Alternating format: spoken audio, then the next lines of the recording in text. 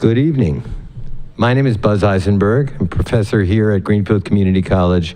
And on behalf of the Social Science Department and Greenfield Community College, welcome and thank you for coming. I know we're competing with the Red Sox, but these folks have it all over the Red Sox, I'm sure.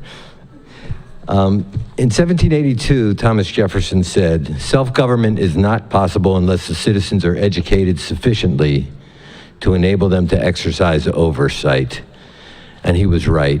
That explains why this college, why this community college cherishes the opportunity to not only educate the students here within these buildings, but to also help educate the electorate by co-sponsoring forums such as this.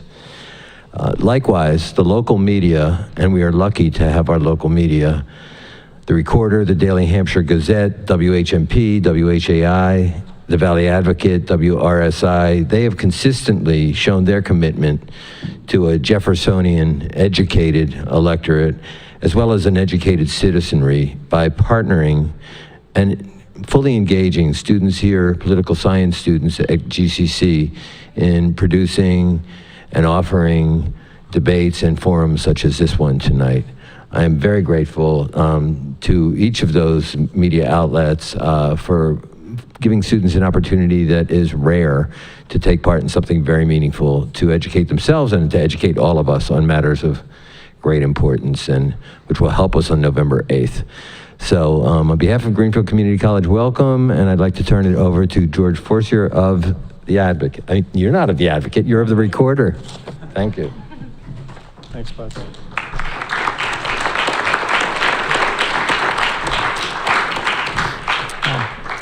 Good evening. Welcome to tonight's forum about one of the big questions on the November 8th ballot, whether to legalize marijuana. I'm George Forcier, editor of The Recorder, and one of the sponsors of tonight's forum. I spent a lot of time trying to decide whether I should greet you all by saying hi, but I've decided against it. It seems many of us for years have pondered the possibility of legalized pot. Now it could become a reality. What the state's voters decide on this binding referendum could have wide-ranging consequences, which I hope we'll discuss tonight. No doubt some of those consequences will be unintended.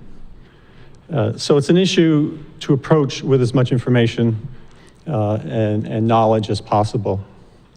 That's why the Recorder and our partners have brought us together with this panel tonight, so we can explore some of the presumed pluses and minuses of legalized marijuana.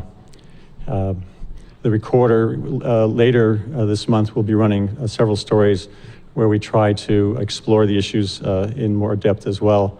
And we're hoping we kind of take some cues from the panelists tonight and from you about what issues we should pursue and explore in more depth. But it's a serious subject. I don't mean to make light of it, because there can be a lot of consequences. Yeah. So I want to thank you all for being here. I also want to thank GCC for hosting us. And I want to give a special tip of the hat to Buzz's students, political science students, who worked with us on this project. Some of them are here on our panel of inquisitors helping out. A reminder, tonight's proceedings are being cablecast on GCTV and will also be live streamed on recorder.com and at our sister paper's website, gazettenet.com as well. So now to get started, because you didn't come here to listen to me yak, let me turn things over to our moderator, Chris Collins, who's somewhere. Chris, okay. Chris is a longtime reporter who's worked both with the Recorder and local radio stations, and now is working for the Frontier Cable TV organization, and writes a column weekly for the Recorder on local politics. So he's well-versed and well-suited to do this for us tonight. So, Chris?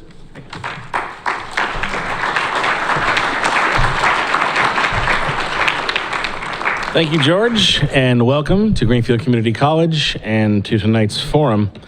This is a real opportunity, I think, not just for the people in this room, but the people watching and listening at home, to get a new perspective or a different perspective on what's a very important issue that we'll all be voting on in November.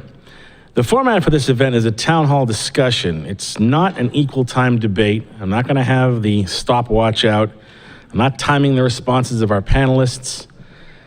No one's running for anything here, okay? The goal is to cover as many angles and as many perspectives on this issue as possible. Questions are being provided by our media panel. This is actually going to be in two parts. The media panel has questions. Those will initially be addressed to the various panelists to my right. We'll introduce everybody in a second. Any panelists will be allowed to respond to a given question. They just have to indicate to me that they want to jump in with a raised hand. The goal here is to have a rational and measured discussion. So I would ask that people refrain from interrupting the person speaking if possible, but attempts to filibuster a given point will be truncated if necessary at my discretion. Media panelists may be asking follow-ups during the course of the discussion. We'll have that opportunity to do so. As moderator, I will also reserve the right to ask follow-ups and move the discussion in a different direction when necessary. The first hour will be devoted to panel discussion, after which we will throw it open to questions from the audience. Note I said questions from the audience. Comments are fine, but this is not a forum for speeches. This is intended to be a give and take discussion on this very important decision we all have to make in less than a month. To get us started, the students in Buzz Eisenberg's American Politics class have produced a short video covering the background behind question 4 and the issues related to SAVE. Let's go to that video right now, which will be on the screen behind me.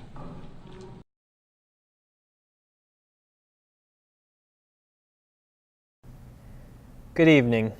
We are here tonight to discuss question 4, a ballot measure on legalization of marijuana in Massachusetts. My GCC colleagues and I in Buzz Eisenberg's political science class have put together a brief refresher on the history of this initiative and marijuana in Massachusetts. First tonight, we'd like to introduce the legal history of marijuana in Massachusetts. Starting in 1911, Massachusetts was the first state to criminalize marijuana, with the exception of prescription use. Since then, numerous other changes have occurred in the regulation of marijuana in the state, including the abolition of medical usage in the early 1940s. Going forward in 2008, a citizen-led initiative reduced penalties for possession of under an ounce of marijuana from a criminal penalty to a civil fine. Similarly, in 2012, citizens petitioned the legislature to bring legalization of medical marijuana to a statewide ballot initiative. Massachusetts voters passed that measure with 63% of the state in support. The measure we are discussing tonight was the result of a citizen initiative originally introduced in 2015 to the legislature with approximately 70,000 signatures.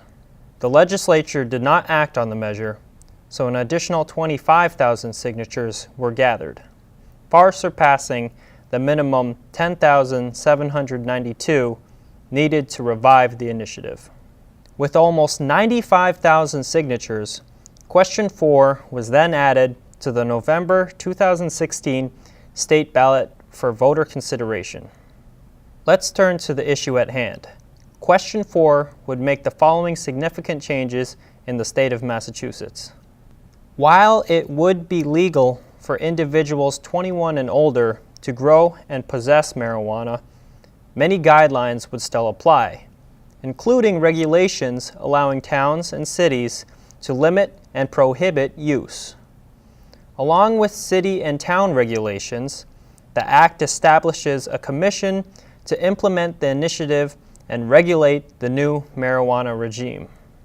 Question 4 would also impose a 3.75% state tax in addition to the current 6.25% state sales tax, along with the possibility of an additional 2% tax which can be imposed by individual towns and cities. However, question 4 would not affect the following. The Massachusetts state laws would not supersede federal laws and regulations. Laws governing the operation of a motor vehicle under the influence of marijuana would not be changed. Public use of marijuana would remain illegal. Business owners would still be permitted to require drug tests of employees. In addition to the summary you've received, the Secretary of the Commonwealth has distributed the full text of the initiative as part of the 2016 Information for Voters pamphlet and is available on the mass.gov website. We want to thank the media and expert panelists for being here tonight, as well as our moderator and our Professor Buzz Eisenberg. Finally, we want to thank you, our audience, for being a part of this process.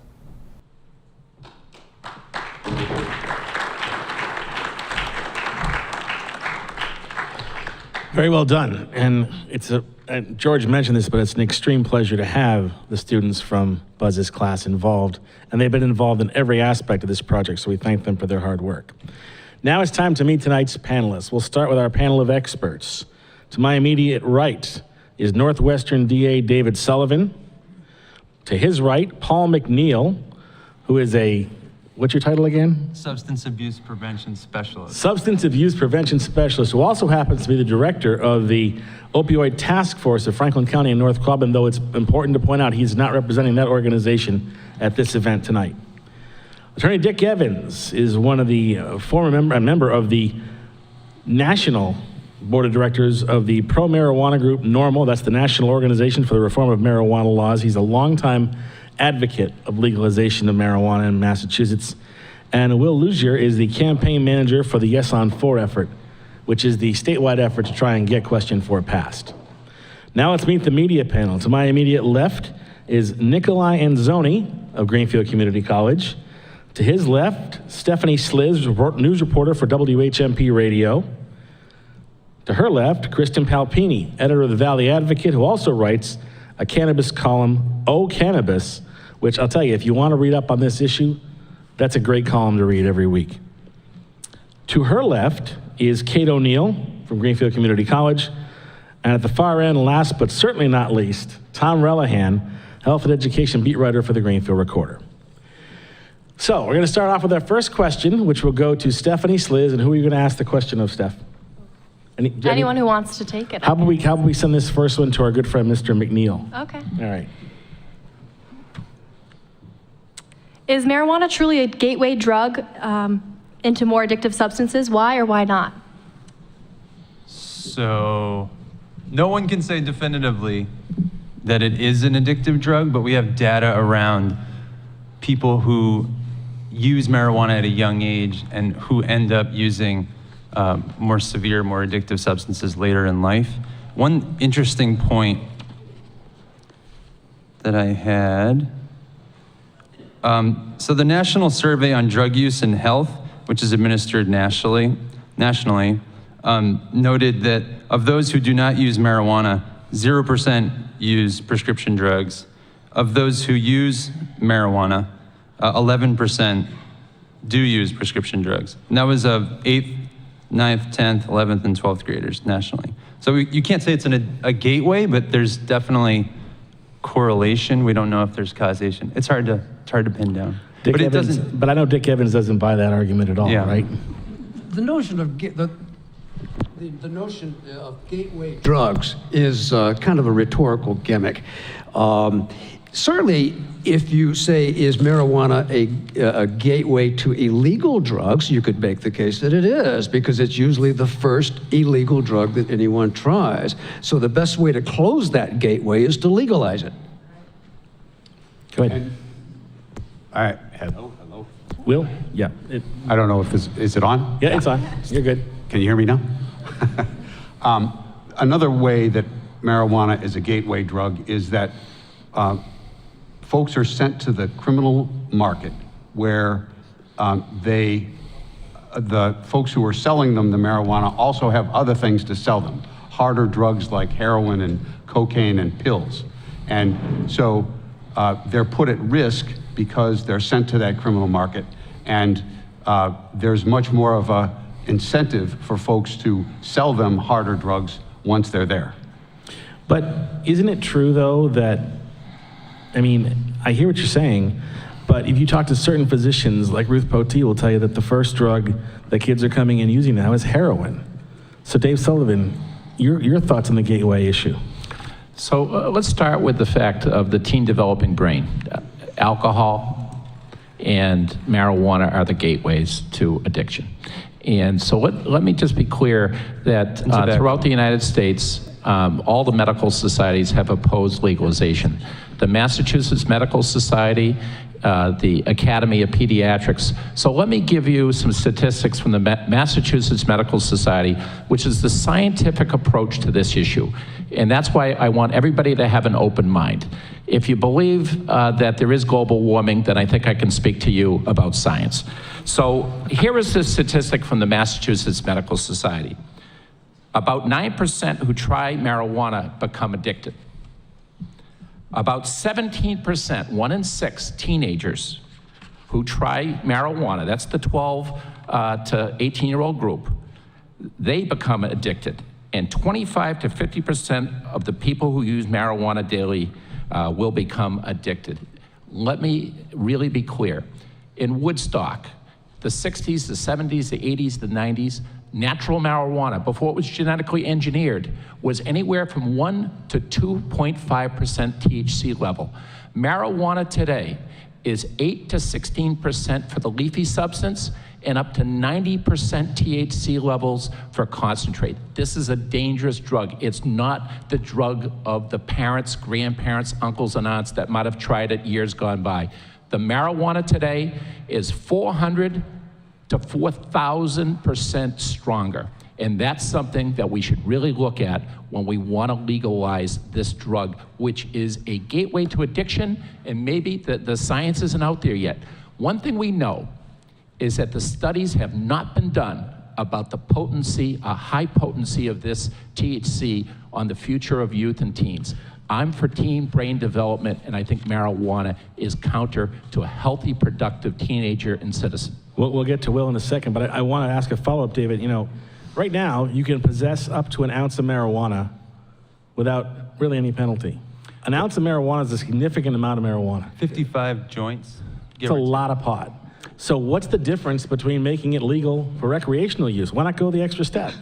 So decriminalization in 2008 resulted in there being no prosecutions, no arrests, no incarceration, whether it be for Latino, Black, or white, for those that possess an ounce or less. So that is about 55 joints. That's a pretty significant amount. There hasn't been any criminal justice negatives about decriminalization.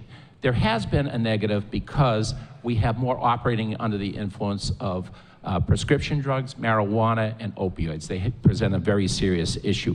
So why don't we want to take that third step? It's really clear. What our proponents want to do is put the normalization and good seal, housekeeping seal of approval on marijuana. It's another substance that's going to impact us for many, many decades to come and derail so many teenagers, Black, Latino, white, Asian American, you name it, it derails them from school. The kids that smoke once, twice, 3 times a day, 6 or 7 times a week, they develop what we call cannabis use disorder. Okay, hold on. Will, you can respond, then Kristen. Guys, Will, your response, then Kristen. First of all, we had a press conference this morning at Roxbury District Court. We had several folks talk about a report that was released by the ACLU, and they talked about their personal experience with being arrested after decriminalization. Was that Massachusetts?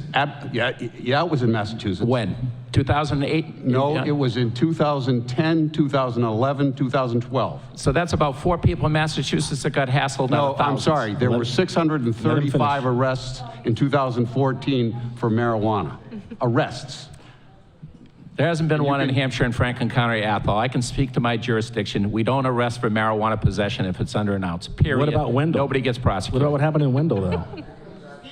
Yeah, let's talk a little bit about the police resources that have been used against people, helicopters flying over their property, people jumping onto their property and cutting down Folks, down their plants. Let him talk. people suggesting to them that if they didn't ask for a warrant, they wouldn't be arrested. That sounds to me like a serious violation of someone's constitutional rights.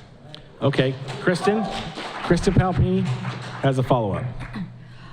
While we're talking about how marijuana affects people under 21, in Massachusetts, a lot of people under 21 are already using marijuana. In high school, 25% of the students say that they use marijuana currently. That's a lot. So my question is, why not make it legal and use some of that tax money to help these kids who are already smoking? There are many reasons to make marijuana legal, Kristen, and that's one of them. It's not the preeminent one, though. It's time to get real about marijuana in Massachusetts, and that's what the voters will have the opportunity to do on November 8th. And what getting real about marijuana means is acknowledging that we're never going to eradicate it through law enforcement measures, no matter how many helicopters you fly over grandmothers' backyards. It means doing right by our young people and not propagandizing them and hurling scare stories at them, and trying to help young people grow up and learn the difference between use and abuse, and learn how to avoid problems with marijuana, and not trying naively to scare them into a lifetime of abstinence. That simply is not going to work. We have the other objectives of legalization. We want to bridge the divide between the races. We want to bridge the divide between citizens and the police. We want to raise new revenue. That's one of the objectives. We want to create new jobs and new industries. And so those are all the reasons some of the reasons there, I can go on, that we should legalize marijuana in Massachusetts. And the new revenue is only one of them. If I can comment on the why, so young people can already access marijuana, why not legalize it? The thing we see from, it's an odd for-profit market when you try to drive revenue off of basically an addictive drug. And so what we've seen in Colorado is something that when you increase access, retail access, you automatically increase use. And so that's something that concerns us about That's not what happened to the teens in Colorado, though. The use has been actually, flat. I can clear that up, Kristen. Well, okay. Colorado's Sure. fascinating around their youth use data, the 30-day use data. So Colorado as a whole is a pretty conservative state. Their numbers pretty much stayed level.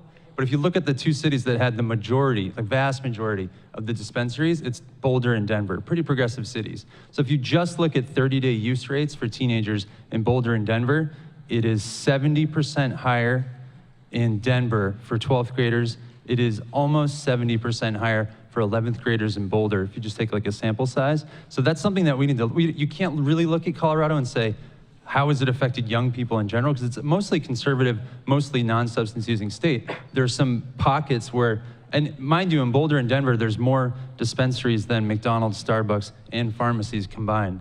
So when you increase access, you inevitably increase use. Anybody, one more thought on this before we move to the next question? David? You're creating more access and more availability.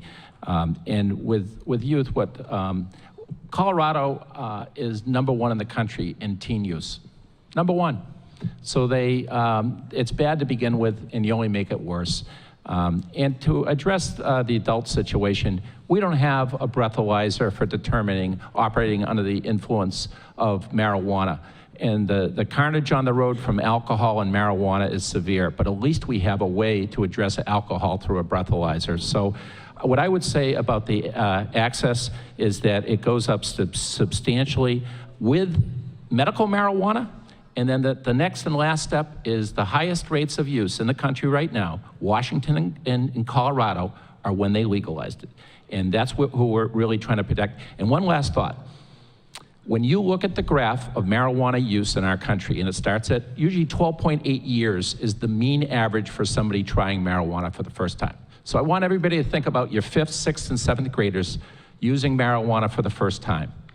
What happens is that that use, 12 to 20, is half the profits, half the money, half of big marijuana in this country. You're gonna create a $1.2 billion marijuana market in Massachusetts, and guess what? $600 to $700 million is on the backs of teens. And that's why when somebody says, well, talk about adults, I'm talking about teens, half the profits. This is a for-profit business that's going to be built on the back of teenagers. Then, Dick, I'm going to let you respond, but understand that you've still got. Absolutely, absolutely. Hold on, whoa. You're going to talk, but you're not going to talk right now. Dick Evans, your response.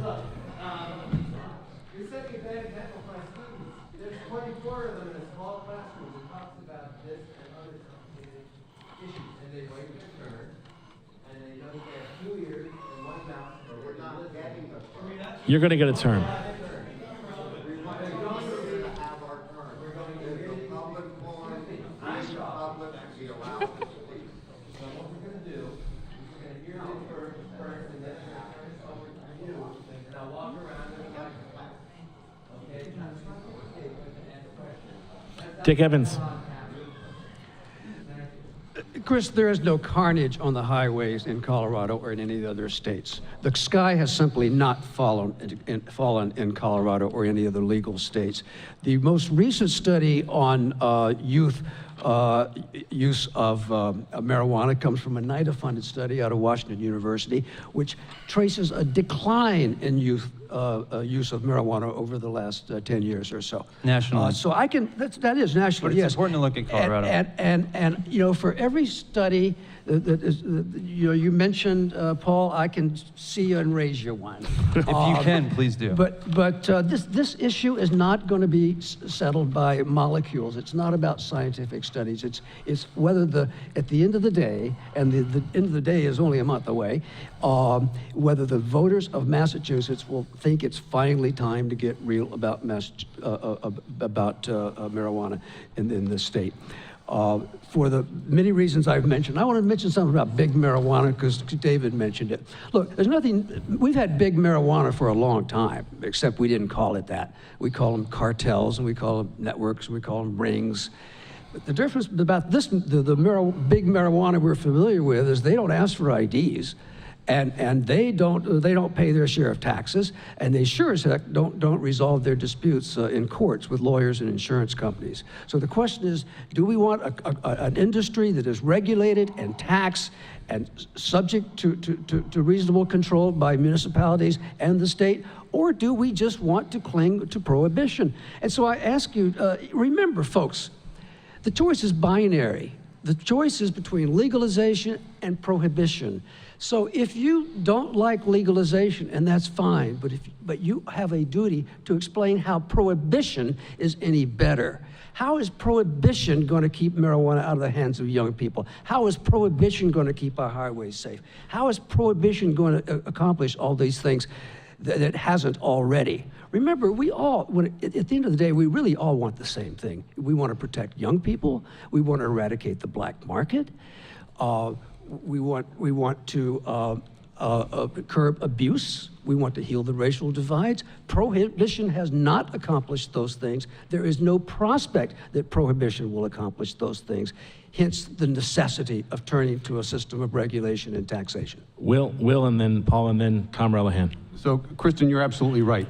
High school seniors over the last 20 years have said that 80% of them have said that it's easy or fairly easy to get marijuana. Most say it's much easier to get than alcohol. And as Dick points out, that's because no one asked them for their ID. And look, we're just as interested as our opponents in making sure that young people don't use marijuana. That's why it's set at age 21. That's why we have a mandate in the initiative that says you can't have advertising that appeals to people under the age of 21. That's why we have child-proof packaging and the whole 9 yards. So, and the gentleman in the back is absolutely right. Mothers have said to us, look, I would rather have my 18-year-old son ask his sister, who's 21, to buy him marijuana in a regulated market where he knows what he's getting than to go to the current black market. Paul, and then Tom. I'm kind of glad that it seems to get emotional, and it's a really charged subject. I myself am the benefit of medical marijuana. My dad last year passed away from melanoma, and on his way to treatments, my brother, who visited from California, I have no idea how he got the marijuana from California to Massachusetts, but he brought medical grade cannabis to my dad. He would use marijuana just before he got in the car, before he drove to Worcester, which was a half hour away. My dad had never smoked weed. It was really sad to watch him try to learn how to smoke weed, but it took the edge off of the transportation. It didn't cure his cancer, it didn't take away the pain, but it added to his comfort during his transportation. So I know some reasons why I'm hopeful, and I think I actually want legalization. I don't want this legislation to be driven by an industry, which is the industry has written this law. It wasn't written by people in Massachusetts. It wasn't written by for people in Massachusetts. It's written for an industry, and I'll tell you how. So it sets no limits on potency.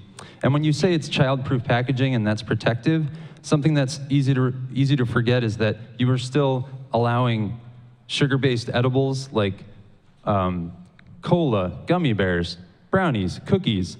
I don't quite understand why sugar-based edibles are part of this law if it is for adults. It just seems a little bit too child-centric to me. And when you mentioned, Dick, that there was no effect, there was no carnage on the highways, from the Rocky Mountain High-Intensity Drug Trafficking Area Report from 2016, the data reported marijuana-related traffic deaths increased 48% in the 3-year average since Colorado legalized recreational marijuana prior to legalization. And during the same time, all traffic deaths only increased 11%. Okay. Marijuana, just one more fact about driving impaired. Marijuana-related traffic deaths increased 62% from 71 to 115 persons after recreational marijuana was legalized. And in 2009, Colorado marijuana-related traffic deaths involving operators testing positive for THC and cannabis represented 10% of all traffic fatalities. By 2015, that number did double to 21%. So actually, there's like specific carnage in Colorado since the law has changed. Thank you, Paul. Tom Relihan, you want to follow up? Yeah. Am I on? Okay, great. So back on accessibility and what we're talking about here with driving, drug driving and whatnot. Sorry. Talk a little louder. He's shy. So on the question of accessibility and drug driving, OUI and whatnot, though they're currently regulated and legal in some form, both alcohol and opioid painkillers are arguably more dangerous than marijuana alone. Alcohol was linked to the deaths of 88,000 Americans in the last year, and 40% of violent crimes, it was a factor. So marijuana, in contrast, is noted to increase the risk of accidental behavior-related death, but the DEA says that there has never been a single recorded marijuana overdose death. How can marijuana's continued illegality be justified in light of those numbers? David, you want to take that first shot at that, and then Dick? Well, the best place to look is Washington and Colorado. And what Paul mentioned was the Rocky Mountain HIDTA, which is high-intensity drug traffic area. I have the 167-page report, so if anybody wants to read it, the media or anybody, they can look at this impact on deaths on the highway. It went up 48% from when it went to medical marijuana, and it went up another 41% when it got legalized. That's 83 human beings, sons, daughters, nieces, nephews that died on the highway because somebody had this THC in their system. And we don't know how high it was, but we do know that it was there. I don't mean to be flip, but I'm just wondering when they started looking at that data, when they started recording that data. Well, it goes back to 2006 when they kept that data. So it goes way back. And, so that's some of the statistics. The other is, if people aren't aware, the Department of Public Health keeps track of treatment at hospitals, hospital admissions. Okay, that's serious. And for the 12 to 18-year-old teen group, 55% of admissions are for marijuana, for cannabis use disorder. That's well over 1,500 teens per year, at least in 2013 when they last reported, and this is a few years that have been expired, that are in for cannabis use disorder. I would say that would be in the millions of dollars to treat and help those teens in recovery. And guess what everyone had in common? Everyone in common is that they had problems in school. They dropped out of school. They went sideways in their educational efforts. And I don't want to see that happen to kids. And I do want to go back that when you look at the graphs, whether it's the Rocky Mountain HIDA or SAMHSA or anything, that 50% of the use of cannabis in this country is 20 and below. So let's just keep that in mind. That's why I'm such a strong advocate against legalization, making it more accessible, making it more acceptable to these youth that are out there that need to be protected by us, the adults, the voters. Dick Evans, response? How does prohibition protect young people? How does prohibition keep it beyond their reach? Isn't it available to most young people generally right now, David? How many more people will have to have their lives wrecked? How many more helicopters are you going to have to fly before young people don't have more access to marijuana? You know, how many people are going to have to be evicted from their apartments or fired from their jobs or denied their scholarships or kicked out of school or punished one way or another before, you know, in order to prevent the young people from gaining access? I don't think legalization... Prohibition is not going to achieve these objectives. The issue for voters I got an answer is for whether you, we Dick. can achieve these objectives better through prohibition or legalization. I think the answer Dick, is you're obvious. making it more accessible. You're making it more accessible. You're making it the norm. And you're really saying, as a society, that we accept that marijuana is okay for kids. We really do. What you're really saying is, just because kids are smoking now, let's make it even more accessible. Let's make it more accessible for teens and youth. You know, really, addiction starts at an early age. And the sooner that these big companies can attract youth to smoke marijuana or to eat marijuana, 55% of edibles in Colorado, 55% of the cannabis products in Colorado right now are edibles. That's chocolate milk soda, gummy bears, chocolate bars. 55%.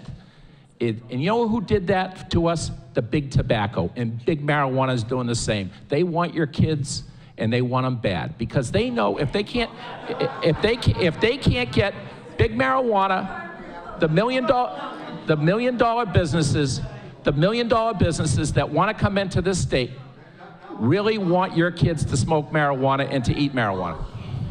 You know, I'm going to tell you right now, before we go any further, this is on live TV and live radio. If you swear, you're not going to get near a microphone. Yeah, that's All a right. great way to protect the kids. You're not gonna get Just near a don't microphone. Swear right now. Actually, Will. I have something to say about... Paul, then Will. Yeah. I have something to say about the tax revenue idea. So legal marijuana, it's been raised as an idea of driving a lot more revenue than we currently have in Massachusetts. Society gains about 15 to 20 billion bucks a year from the taxes imposed on alcohol. So while it loses over $200 billion a year in healthcare, criminal justice, and other costs directly related to alcohol use and abuse, it's a net loss. That's a ratio of 10 to 1 or higher cost to ratio, cost benefit analysis. And tobacco is even worse. The $25 billion collected in tobacco taxes, it doesn't even come close to offsetting more than 200 billion bucks in lost social costs from tobacco use. so you would support prohibition of alcohol and tobacco? The interesting thing about prohibition in Massachusetts is that it's sort of already de facto legalized. So you can walk around and you can share marijuana amongst friends as an adult, and there's no criminal penalty to do that. If you're white. Will. If you're white. No, has nothing to do with race in Massachusetts. In Massachusetts, no one's been arrested, at least in our neck of the woods, the Pioneer Valley. In the last 3 or 4 years, no one's been arrested for possession of small amounts of marijuana. It doesn't matter if you're white or black or Hispanic. But you can't deny that there is a racial component to some of these absolutely, arrests. nationally, absolutely. Not Massachusetts, and that's what this vote's about. Not Massachusetts. Not Massachusetts? No, period. Well, it doesn't. They know what the stats are. Over the last 5 or 6 years, it's been rare. To incarcerate people that there no longer are jobs for. So rather than educate them, you use marijuana as a way to incarcerate them, and now they're not part of the system because they're locked in cages. There's no... Private prison industrial complex, the largest growth industry. Okay. in the country. All right. Will, David, quick response, then Will. All right. First of all- so let me give you my excuse take me. on racial. I think the floor is mine. Will, then David. Will?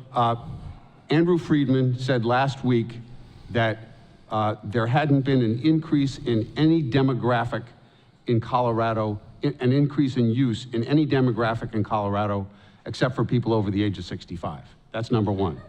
Number two. Who was that? Andrew Friedman is the director of the Colorado Marijuana Program under the governor's office. Both of these folks to my left, not Dick, have talked about gummy bears. There is currently a regulation in the DPH regulations for medical marijuana that says you can't sell or manufacture anything that has any reasonable resemblance to a commercially available candy. Colorado has banned all of those kinds of things just going into effect in October. And we will learn from the issues that have been faced in Colorado with regard to edibles. There won't be anything that's and in any way resembles a commercially available candy.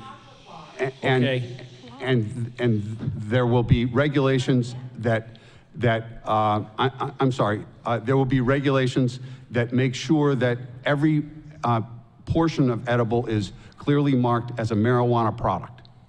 David, then Kate. The edibles are attractive nuisance. Like I said, 55% in Colorado. The ballot initiative, let's get back to the ballot initiative. It doesn't prohibit edibles. And it doesn't Therefore, it limit allows it. concentrates. It doesn't set a limit on THC. If they really wanted it for recreational purposes, why wouldn't they limit it to maybe 3 times what Woodstock was, 7.5%? But they didn't. They opened up a canister of worms. Okay. They have opened up marijuana concentrates, which are known as hashish. This is the legalization of hashish, I hope you all know. The definition of marijuana is 2.5% I don't think or anybody's less. going to complain about that in this Yeah, it audience. is the legalization of hashish because it doesn't set a limit. You can have up to 90% THC in a product, and let me tell you, that's where psychosis steps in. That's where severe, yeah, it does. Okay, Kate, you got a follow-up? Kate O'Neill from GCC. Even with medical marijuana as is right now, like you're saying, you have a client that has it. I know it resembles candy, but it all has prescription and is clearly marked as this is marijuana. This is not a product for a child. It has warnings. It has everything that can be done that says it hasn't been FDA approved, but has all of the facts on it to THC content, et cetera.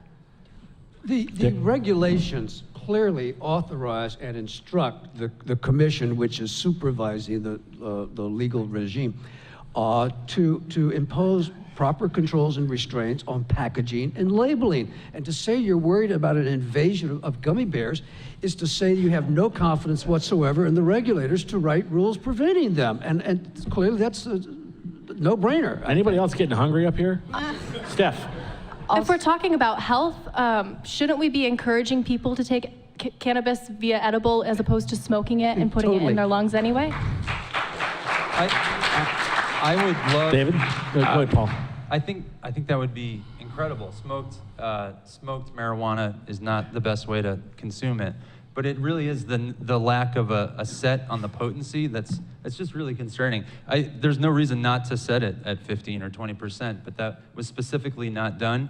And I think primarily, so again, this is an industry law. This is not a law written by us, proposed to our legislators. This is an industry law that was written by an industry looking to make profit. 50% of the revenue in Colorado does come from sugar-based edibles. But it can't be changed, and it takes effect a month after it's approved if we pass it. Go ahead, Will. First of all, he says by the industry, not by Massachusetts residents.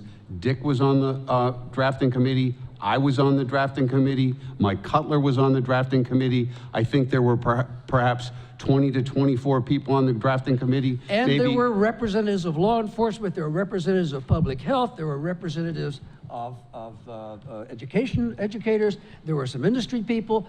I didn't see anybody from big marijuana at the table there. That's right. And it's also important to remember there was a recent study by the Brookings Institute, authored by a guy named John Hudak.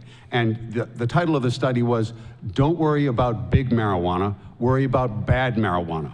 And the reason for the study was he was saying legalization is happening in such a patchwork way across the United States that there never will be anything like big tobacco or big alcohol.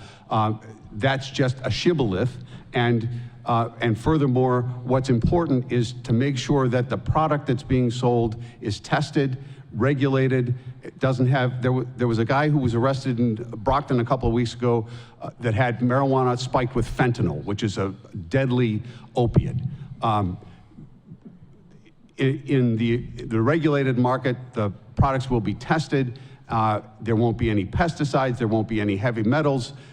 There will be labeling which shows exactly what's all of the ingredients that are on the marijuana, so you'll know what you're getting. And furthermore, you can buy 3-2 beer or you can buy 151 proof alcohol. There's no reason the marijuana users can self-titrate, and the edible products will be clearly labeled with how much THC is in them, so everyone will know exactly what they're getting. Nikolai Anzoni has a question. First off, I would like to remind everybody that we've been here before with alcohol. That prohibition was deemed a failure and deemed that it infringed upon our rights. And so instead we chose a reasonable regulation. And now, much like then, people feel that our government is playing too big a role in our individual lives. So why isn't action taking in our own homes being prohibited by the state? David? So let's start with the title of this. Regulating marijuana like alcohol. They don't want to regulate like alcohol because they've eliminated home rule. Every municipality in Massachusetts will have marijuana unless they pass a ballot initiative in their own town to prohibit it. With alcohol, going back 100+ years, it was always up to the municipality to decide whether they wanted alcohol or not. They have omitted that from this legislation. And in fact, they've given a free ride to the medical marijuana industry. They automatically get to sell recreational marijuana. That's not true. They do. It's right in the legislation. That's not true. That you automatically get a free ride. Oh, it's a little bit of regulations maybe, but you get first dibs. So everybody who got in early to the game of selling marijuana, of which about 90% is not for debilitating illnesses, for which it should be, okay? Well, sure, that's fine, 10%. The average user in Massachusetts who applied for a license for marijuana was a 48-year-old white male complaining of lower back pain. And lower back pain wasn't in the law that I voted for. I don't know if you guys remember, it said cancer, HIV, multiple sclerosis, I think, chronic pain and other diseases. Yeah, but this question gets rid of all that. Yeah. Which just basically throws open the door. So doesn't it? if we want Yankee democracy, then why did this ballot initiative get rid of our home rule? Let me answer that question, 351 municipalities are now told, imposed, that you're going to have marijuana unless you form an initiative in your own community Oh to my, prohibit it. let's let people vote.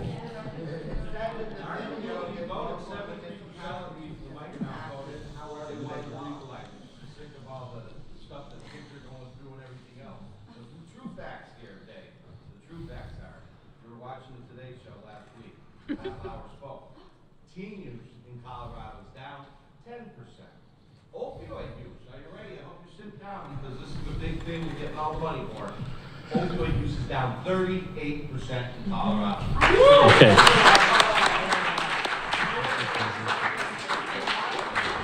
Whoa, whoa, whoa. Washington State. Okay, so we're all worried about heroin killing our kids, which we all are.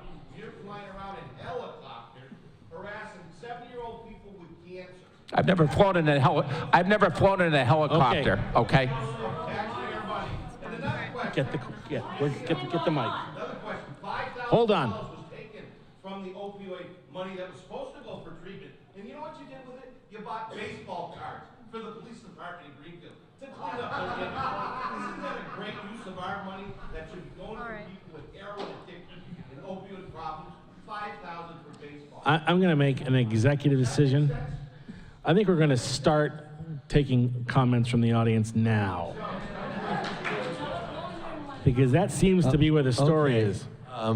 Buzz Eisenberg has the mic. I have the mic. I'm going to hold on to the mic. I'm going to hold on to the mic. I'm going to recognize people. Buzz, before you start. Yes. We are on, I will reiterate, we are on live radio and TV.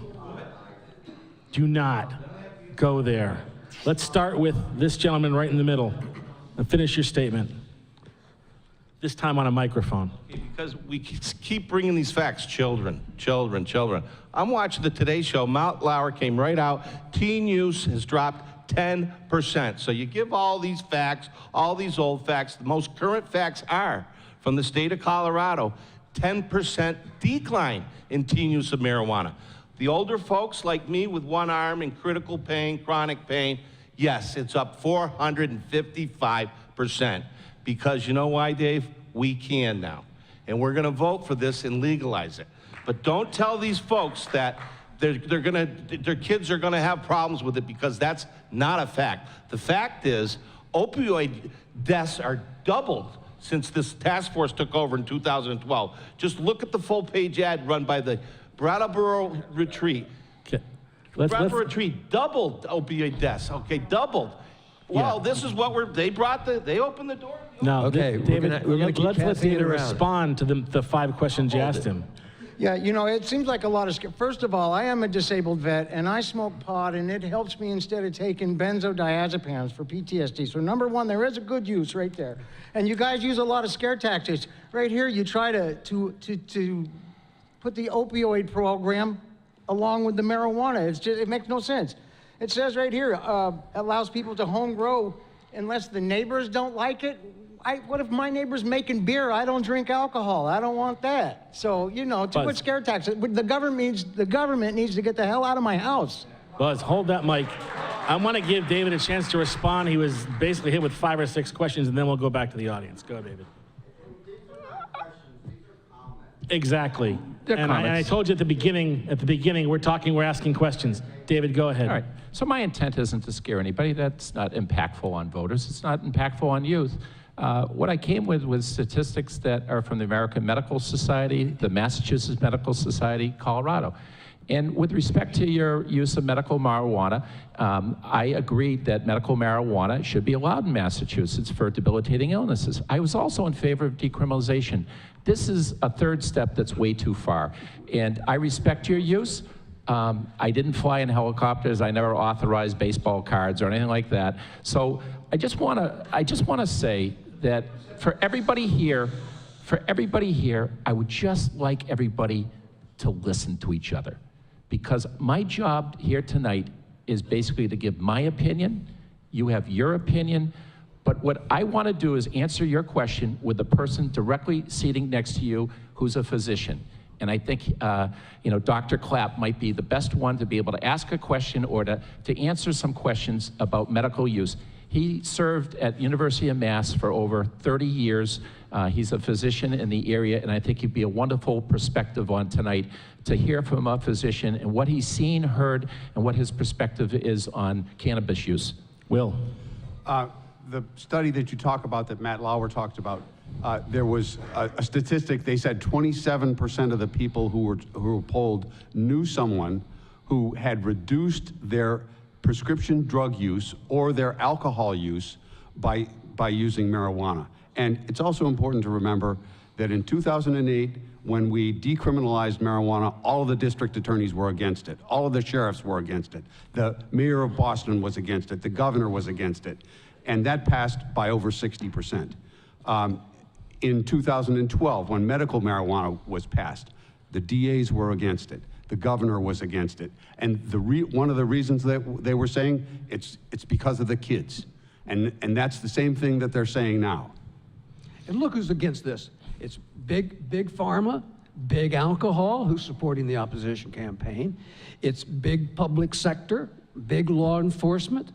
That's who's supporting this thing. This is who's against it. Massachusetts Medical Society, Massachusetts Chapter American Academy of Pediatrics, Massachusetts Chapter American College of Physicians, Massachusetts Academy of Family Physicians, Massachusetts Section American Congress of Obstetricians and Gynecologists, Psychiatric Society, Gastroenterology Association, Sociology of Neurosurgeons, Association of Practicing Urologists, Massachusetts Hospital Association, and recently Massachusetts Public Health Association.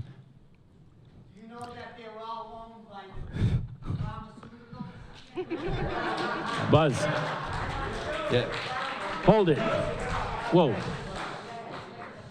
Can I? Hold on, we have a question. You're next. You You're make a next, great right? point David? about Big Pharma. Buzz, go ahead. If this proposal becomes law, will it be applied retroactively so that people whose records have been stained can avoid putting a possession conviction on a job application? That was a hotly contested topic in the drafting committee. But in Massachusetts, when you draft an initiative, it has to be very narrow, and you can't sort of change 3 or 4 or 5 different laws at the same time. So I think it will be up to the legislature to make a decision about allowing folks to get their records expunged or sealed once this passes. So we will hopefully come back to you voters if the legislature doesn't do that, so that we can make sure that those folks don't have stains on their record. Paul, then Dick. That's something that I think we all would like to see happen anyway. You know, legalization measure or no legalization measure, that's a social justice issue that every single one of us can get behind and absolutely rectify that wrong. But I don't think we need to legalize marijuana in order to someday do that. I think we can do that before we have a reasonable, responsible, public health informed piece of legislation that is in the best interest of everyone in Massachusetts, You know, and not just the people who are trying to profit off of it. You're right, Paul. I agree with you. It would be nice if we could do that, but we can't. We have been going to the legislature for decades, trying to get them to enact some sort of reasonable marijuana reform, and they have blindsided us consistently. And that's why we're here tonight. You know what? You know why this is called an initiative? It's called initiative because the citizens, the voters, are taking the initiative to enact a law that the legislature has refused to. Dick, we should also point out that the senators that went to Colorado and investigated this all came out against the question when they came back. So, Yes. I mean, you're right. They've had a chance to bite at this apple for a long time, but they haven't. Remember, Chris, there are 2 issues before us tonight. One is legalization generally, and the other is question 4. And if you support legalization generally, the concept of legalization, then you must support question 4. Untrue. Because wait for a better law. This law is You're not going to get a better law. They're not going to pass it. They've had multiple Paul, chances. we've been waiting for 40 years. I want folks to look up on stage and see two people who followed the money with these 2 individuals. Okay. Follow the money. Follow the money of Dave and I. We represent the public. We have no financial incentive. We Okay. have no financial incentive. Literally no financial incentive. I to promise say this no gentleman to over here, he was legalization next. And Go follow ahead. their money and find out what their incentive is for being pro. Go ahead. Prop 4. My name's Francesco Compagnoni. On September 13th, our home was raided with helicopters and the police. And after we were raided, the police told us whether this is passed in November or not, they will still raid you. And I will tell you why now. Earlier this year, the agency, the DEA, delivered its verdict. The decision is the DEA's response to a 2011 petition by 2 former state governors who had urged the federal agencies to reclassify marijuana as a drug with acceptable medical uses. Okay? Earlier this month, the agency delivered its verdict. Marijuana will remain a Schedule I substance, as reported by Newsweek. Now, the DEA didn't want to make the decision, so the DEA asked the Health and Human Services Department for scientific and medical evaluation. This is what the Human Service said. They concluded that marijuana has a high potential for abuse, has no accepted medical use in the United States, and lacks acceptable levels of safety for use, even under medical supervision. The letter said, the same company that said this, the HA, owns a patent for medical use of marijuana.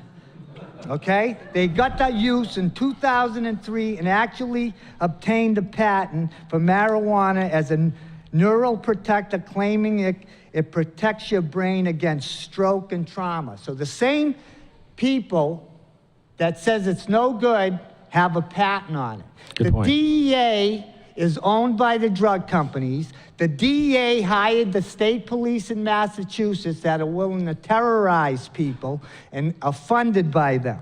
Okay, so it's the pharmaceutical companies that are running this whole show. And it says, I saw on that thing, even if this law passes, the federal government can come in and play games with the state, and they'll still take your stuff.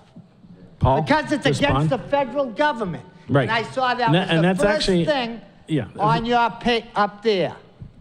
It's a good point. The question of the federal jurisdiction over the state jurisdiction is an important one. Paul, go ahead. So since I get to present my opinion, I think the scheduling of marijuana is long overdue, right? So to have it scheduled as a more dangerous substance than cocaine makes no sense. I think we can all agree to that. Unfortunately, yeah, exactly. It's Schedule 2. It's considered less addictive, less harmful, and has potentially more medical benefit than marijuana. So the scheduling, if I'm being, honest in my opinion, it makes no sense. That's a federal thing. Fortunately, we live in Massachusetts where we have medical marijuana and access to medical marijuana, which is a great step and a move in the right direction. There's so much potential, and we're still not there with marijuana as medicine because we need more research. Dick? But I will say this, when you think about the legality of alcohol, and we're trying to sort of mimic the alcohol model, I want to remind folks that alcohol kills 100,000 people a year. Tobacco kills another 500,000 people every year. This is in America. These two drugs are legal, they are regulated very tightly, and they're the biggest contributors to healthcare costs in our country. So in a lot of respects, because of the prevalence, alcohol is far worse than any other currently illegal drugs, if you think about it, because of how accessible it is, and because America has a problem with binging on addictive substances. Thank you, Paul. Steph, then we'll go back to... I just wanted to say something that you said, Mr. McNeil, about looking at who's funding this. I also wanted to let people know that the no on question 4, the Beer Distributors PAC has donated $25,000 opposing the legalization of alcohol, or of marijuana. Yes, it's true, Stephanie, that the alcohol industry is supporting the opposition campaign in Massachusetts. But get this, in Arizona, where there's an initiative similar to ours, the company, the pharmaceutical company that makes fentanyl, synthetic heroin, they donated $500,000 to the opposition campaign in Arizona. That's what's behind the opposition here. Will, then back to the audience. Will? And it wasn't only the beer distributors. There was $50,000 from the wine and spirits distributors. There was another $25,000 from a group of bar owners. Recently, there was $15,000 more from a group of bar owners, totaling $115,000 that our opponents have gotten from the liquor industry. And I want to respond to what I consider an ad hominem attack on follow the money. I am a retired public employee. I worked for 12 years at the Attorney General's office. I worked for 13 and a half years for 2 state senators. I worked for 6.5 years as the executive director of the Interagency Council on Substance Abuse and Prevention. And now I've taken my pension, and more than half of my income is from my pension. So please don't insult me by saying, well, I'm a public employee. Look who these people are taking money from. So, so let me address, and I'd never personally attack either Dick or Will, because I respect them as professionals. This man's been But waiting for a long time. what I asked in the beginning, and Will and I had a televised debate, I asked that this campaign not take out-of-state money or special interest money, and they declined to take that offer. I said, let's take the money out of it, let's let the citizens decide, and they decided not to take that. They decided to take a lot of out-of-state money and to take special interest money, and look what happens. The truth doesn't always get out when you have money. Both sides, we want people to understand and learn. And this young woman here has had her hand up constantly. Well, hold if we on. could address her at some point. I have a sense of what the order was in the beginning. Okay. Yeah, Buzz has got the mic. Go ahead, Buzz. So before we put the medical stuff aside, I would just like to say I'm a survivor of anxiety, depression, overeating disorder, undereating disorder, insomnia, and hypersomnia because of marijuana. And I would like to ask David a question here because he seems to know about the percentages a lot and the potency. But the audience, definitely I'm feeling a vibe that they may not know and they may be a little afraid of the whole idea. So I would like to ask the question, David, do you know the difference between sativa, also known as daytime weed, versus indica, which is also known as nighttime weed? Do you know the difference yourself? I don't fully know the difference. I know this, but Paul does. I didn't even know there were differences. Paul knows, yeah. I'm glad you brought that up because if you look at what has the most medical potential in marijuana, and it's not THC, it's cannabidiol, which is non-psychoactive and non-addictive. No. And if you follow the percentage of CBD in cannabis within the last 4 years, it has stayed completely level. The thing that has increased exponentially is the THC. And I would argue that's because it's more profitable. And one thing I mean about follow the money is you didn't hear mention an industry called tobacco, who is actually fronting the pro-marijuana movement. And I think that's very significant to look at because tobacco is the #1 killer of all addictive substances that we tightly regulate. What are you talking about? Winston-Salem? So what are you not supporting the marijuana legalization? Yeah, look at who's investing in vaporizers, look who's investing in tinctures and how to administer marijuana in a more sort of discreet way, and it's absolutely big tobacco in the Winston-Salem, North Carolina area. They're selling marijuana? They're investing in the future of the marijuana economy. Yes, they are selling nicotine. They're using new delivery devices instead of cigarettes. They're using e-cigs now, right? Vaporizers.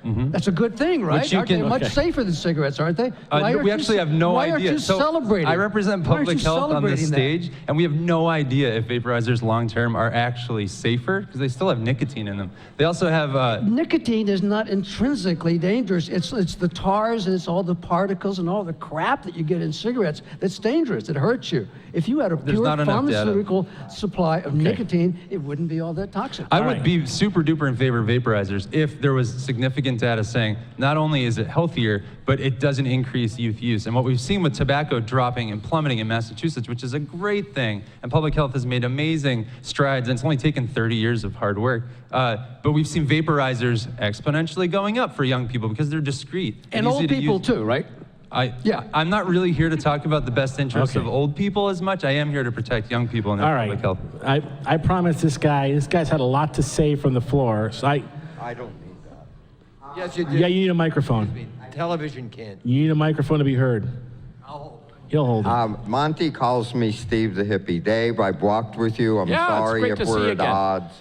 Okay, let's talk about the historical things of some of this.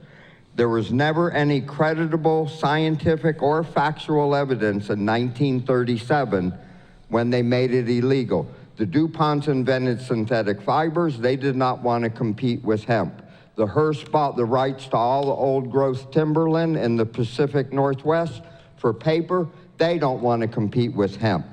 And we have Harry J. Anslinger, who's out of a job because Prohibition ended. He needs a new crime to keep his humongous federal police force at work. So now we associate the smoking of marijuana with black folks, Mexican folks, and deviants of that time period as conventional society labeled them. There was never any credible evidence. The most credible study was the one Nixon had to appoint a panel under the Controlled Substance Act. He expected them to say what he wanted. They came out, and I quote, it's a 1,184-page report, endorsed the removal of criminal penalties for possession of marijuana for personal use and casual distribution. Cannabis should be studied for possible medical benefits. The worst aspect was the legal penalties against the use of marijuana. That is their conclusion. It has constantly been used as a wedge issue, and I can go on forever. The counterculture, okay, that's how Nixon dealt with it. We'll create, quote, the war on drugs. It was a war on the non-corporate, non-white Anglo-Saxon Protestant cultures. That's what it's always been a war on. Paul, respond. Okay? No, I have a lot more to say about this. No, you're done. Paul, go ahead. Another thing I want to point out about following the money is when we think about this ballot measure, who stands to benefit from the outcome? So right now, if I'm an adult in Massachusetts, if I want weed, I can get weed and I won't be criminally charged, or there won't be any criminal offense. If I'm an adult and I want to share weed with my friends and socially use it recreationally, there's no criminal charge against that. It's not illegal. You can do it. It's de facto legalization. So who actually benefits from commercialized, monetized, industrialized marijuana, and it's not people in Massachusetts. And the social justice issues that we're definitely needing to continue making progress on for minorities being disproportionately jailed or imprisoned for small amounts of marijuana, I want us to fast forward like 10, 15, 20 years, when we think about retail outlets for addictive drugs, when we look at urban centers in America and look at alcohol outlet densities, disproportionately, exponentially more dense in poor urban African-American neighborhoods. This is public health data. Dick, then Nikolai. So that could happen with marijuana retail outlets is what I'm saying, because people want to sell their product where they're gonna sell it the most. And the highest using people are gonna make them the most money. And you have to get people to start using as early as possible, think tobacco and alcohol, to make the most possible money for the lifetime users. It's a legitimate question, who is benefiting from legalization? And let me answer that question. It's taxpayers, it's minorities, it's parents, it's employers, it's employees.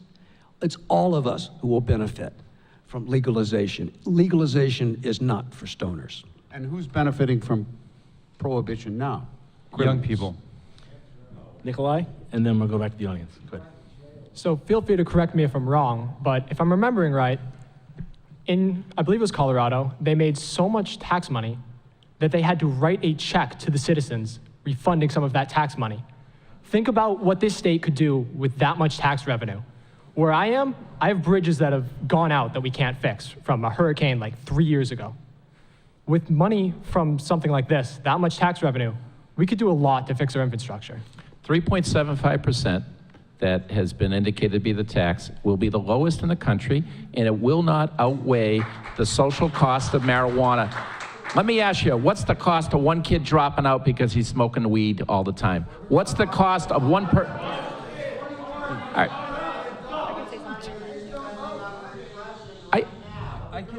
No. All right. Colorado collected $135 million in taxes in 2015. It cost them to administer the marijuana program $25 million. They had $110 left over. They're building schools, they're creating jobs, they're doing all kinds of stuff with that money.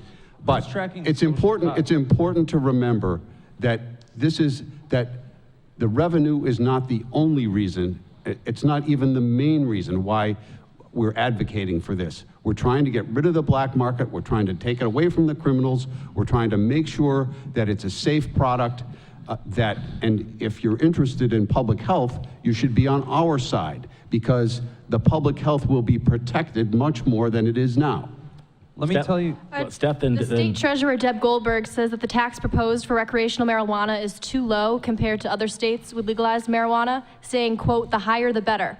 There's a 6.25% sales tax, potential 2% local option tax on top of the 3.75%, while Washington, Colorado, Oregon, and Alaska have around a 30% excise tax as well as that. Legal cannabis supporters say tax rates should be kept low enough to suppress the black market. Is there an issue with the proposed taxing as the way it is? Zero tax, 100% tax on a bad thing is still a bad thing. Okay? So it's bad for kids, it's bad for their health. And let's face it, if half the marijuana use in Massachusetts is on the backs of those that are 20 and below, we shouldn't encourage its promotion. And let's go back to the tax issue. Hold on. Nobody ever calculates the real social cost. I want you to think about the 1,500 kids who got hospitalized last year for cannabis use disorder. And what did that cost? What did that cost the hospitals? And you know what? It's interesting. I haven't interrupted a single person here. Well, no. All right. Let's be clear. We all have opinions.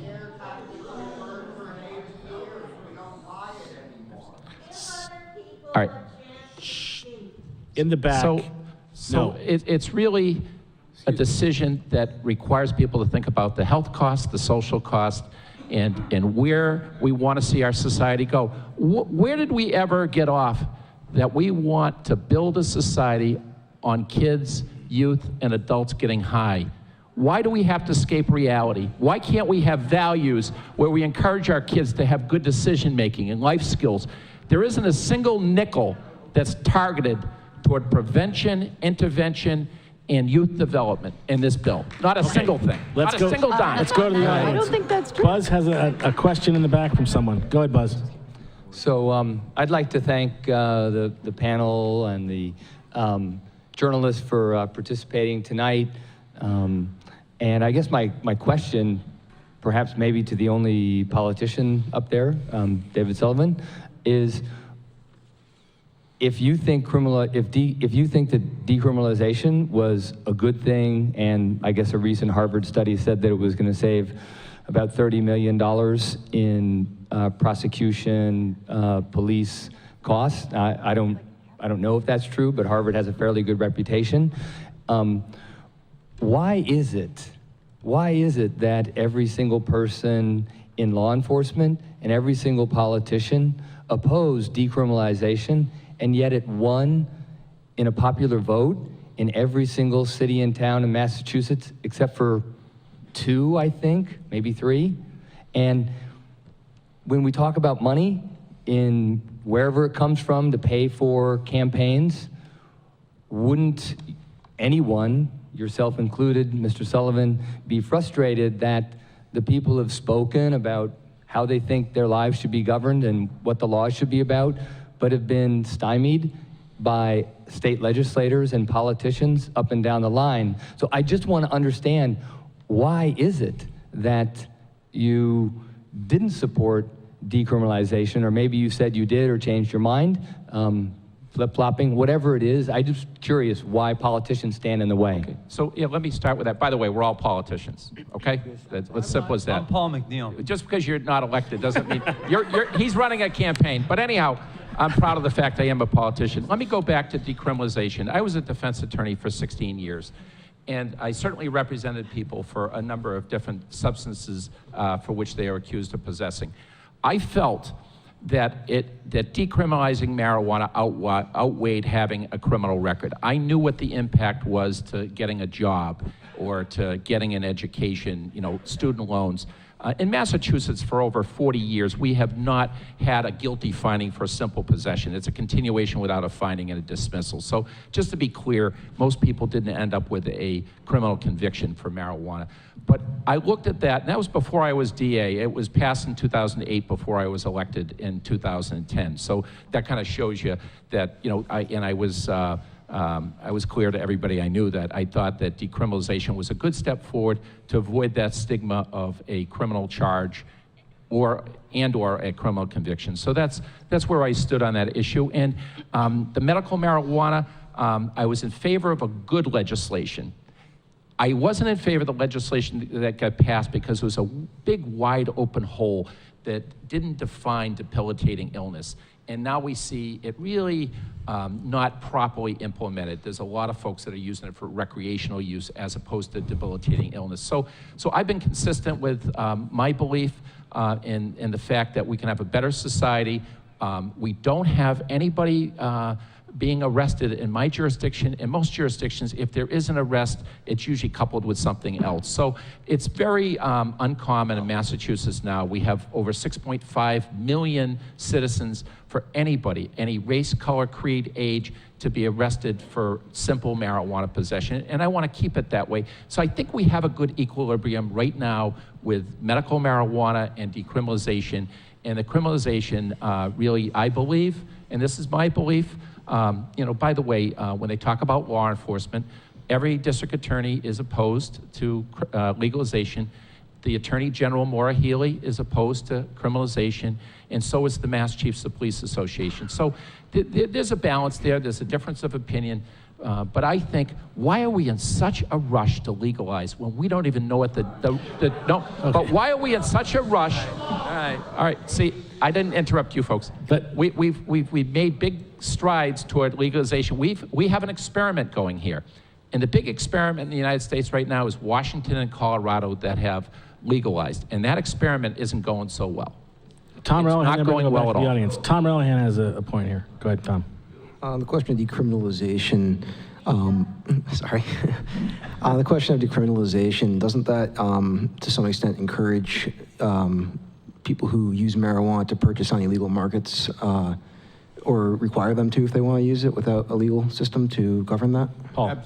So something that you would hope is that the black market would have disappeared in Colorado. Something I imagine would happen here is something that was similar to Colorado, where you have a non-taxed medical marijuana, which is the exact same Bubba Kush, and it's the exact same Bubba Kush as recreational marijuana. Recreational Bubba Kush is more expensive because it's taxed.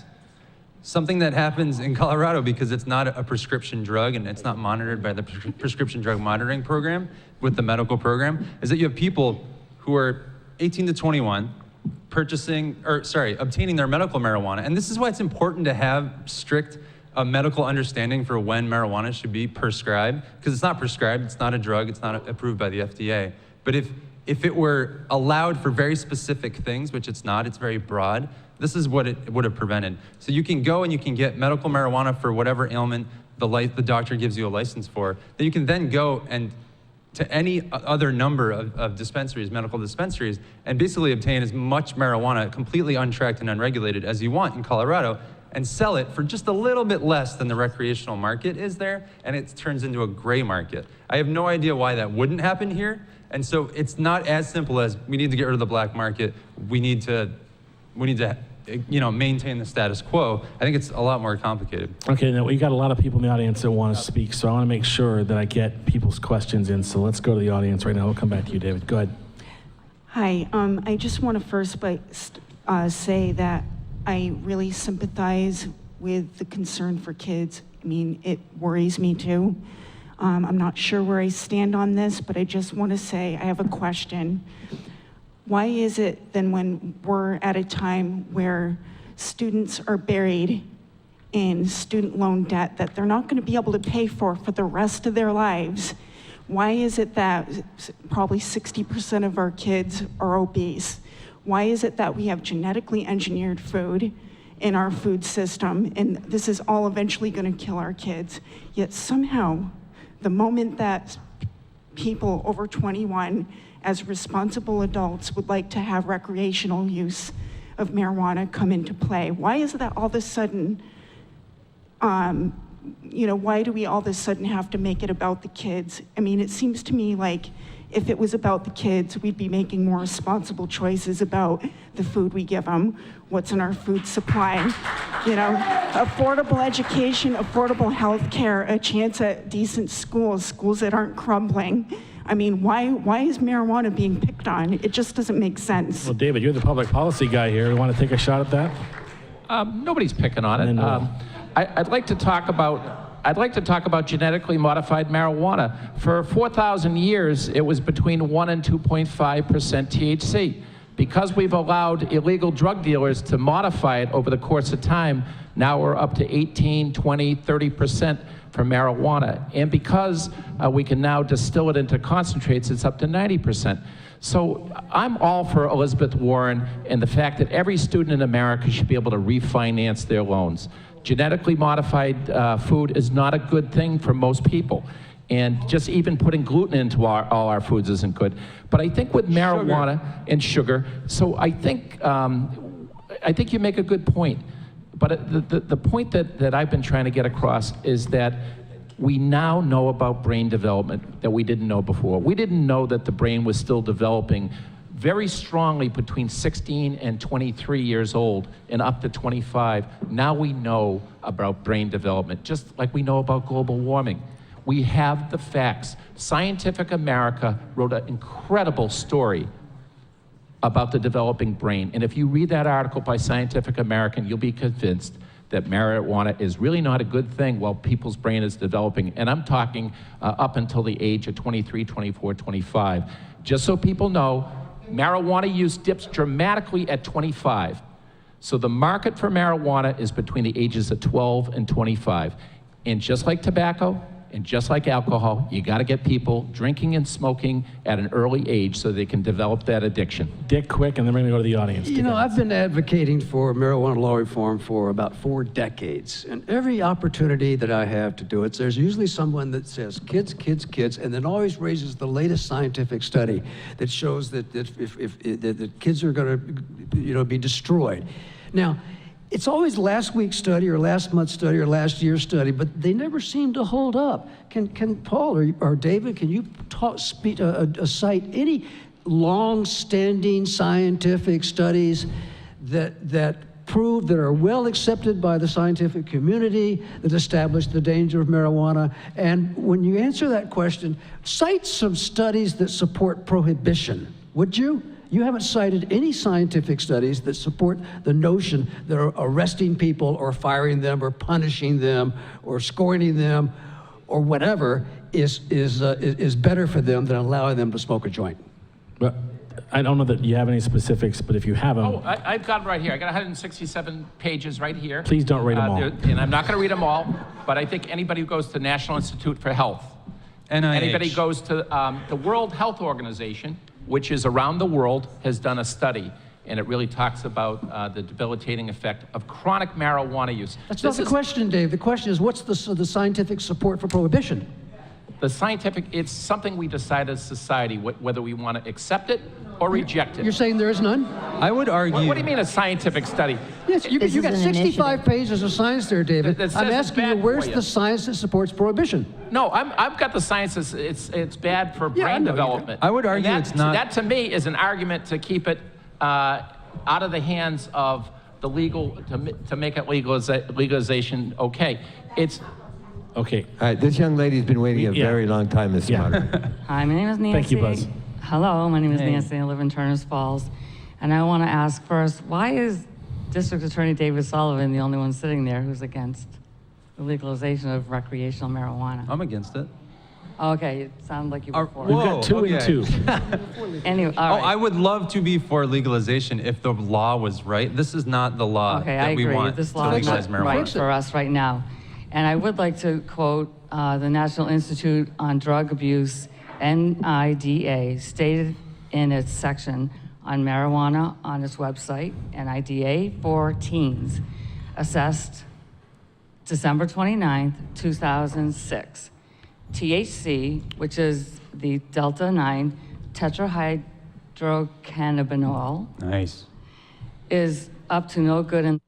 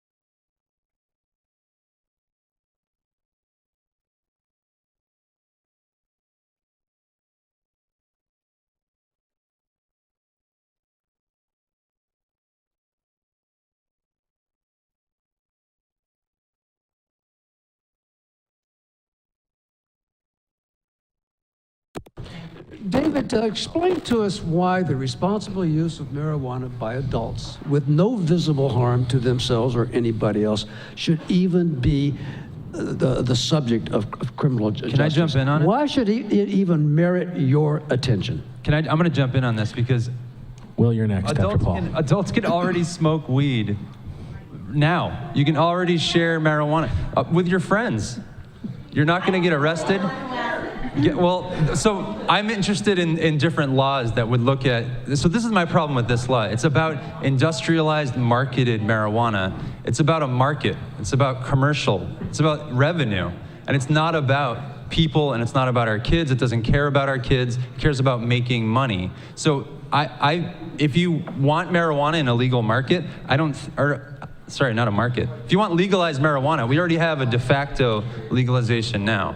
Will, and then Kate. Wait a minute, Will, Paul. no. Think about what this term commercialization means. Commercialization means this is going to be regulated. Commercialization means that consumers are going to be protected from pesticides or contaminants or impurities. Commercialization means that young people are going to be asked for IDs. Commercialization means that we will have strict controls and regulation instead of leaving it to the black market? Would you rather have the market controlled by criminals or by regulators? Dick, your wingman wants to say something. Go ahead. Thanks, Dick. I just want to go back to the issue of arrests. In 2015, there were 635 arrests for possession. I invite the Of how district much? attorney and Mr. much McNeil, excuse me, just let me finish, wanted to please. know the- Let me finish, Take it please. easy. Okay. To look at the ACLU study that came out this morning, it says that if you're black or Latino in Massachusetts, you're still, after decriminalization, 3.3 times more likely to get arrested for possession than you are if you're white, and you're 7 times more likely to get arrested for distribution than you are if you are white. And that means that black and Latino folks are getting arrested for selling marijuana to white folks who aren't getting arrested for using it. Kate, and then back to the audience. Kate, go ahead.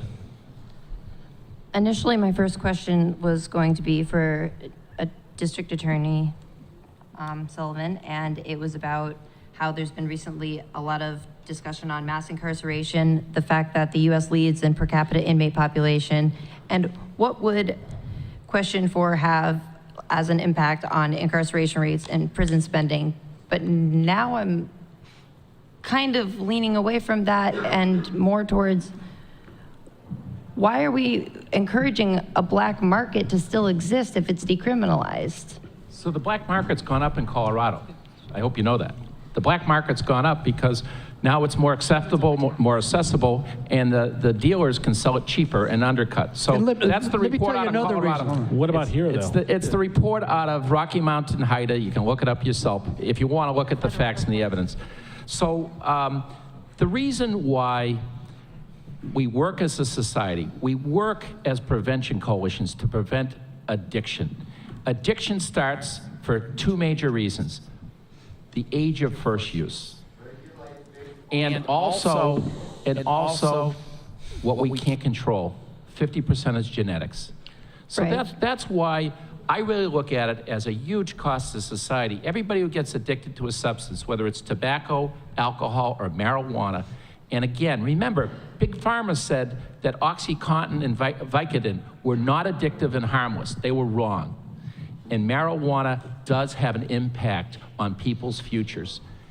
And I'm a big supporter of Black Lives Matter, and this is a class issue. Marijuana derails poor kids. Kids that are struggling in school that then take marijuana, they struggle even more. And there is a 1 cent that goes toward kids and their dropout rates and truancy and getting kids back in school and giving them a chance to regain the footing because they got addicted to marijuana. I wish this legislation took care of the 1,500 kids that got hospitalized and the can't do thousands that of in kids an that get initiative. You treated can't do it. and the It's thousands of kids unconstitutional. that get addicted to substances. And again, 55% of the treatment admissions in Massachusetts were for marijuana cannabis use disorder in 2013. We still have a half an hour to go here, so Now- people that have your hands up, you're going to get to you. Let's go to the audience right now. I just follow up really. Okay, I'm really glad that DA Sullivan has talked about his love and care of children and all the poor people that have all the problems that you're so worried about. My question to you, DA Sullivan, I went through a horrific experience in my own yard. You sent them. The only person that they would, I want to just say, I'm sorry, I'm really upset because I had a helicopter circling over me for a good 5 to 10 minutes, so much so that my heart was pounding from the reverberation of the wings, okay? 120 feet at the most over the top of our garden. Then your men came. They were on our property for 45 minutes to 1 hour. Before any one of them would even give us their name, okay? We didn't know who we were dealing with. We just knew we had 5 men in our yard tearing our garden apart, okay? I feel like I participated in a total scam. I did everything that I was supposed to do according to the state of Massachusetts, the laws. I went to the doctors, and I'm not one of your little statistics that you've come up with saying that I don't really need it, okay? You want to look at my scar? Do you want to see where my No. kidney was No, taken no, out? no. Okay, all right. So let me I have a respond. real reason, All right. okay? And I'm going to tell, could I please finish what I'm saying? Okay, so these 5 guys, I'm a medical marijuana patient. I was told by my doctor that we could grow, I had 5 plants of my own growing in the yard, okay? Your SWAT team came in, would not tell us their names after we asked them several times. The only thing they would say was, I work for D.A. Sullivan. That's who's my boss. You can call him and ask him who we are. Okay. All right. So let me respond. Let him respond. I want my question. My question to you is,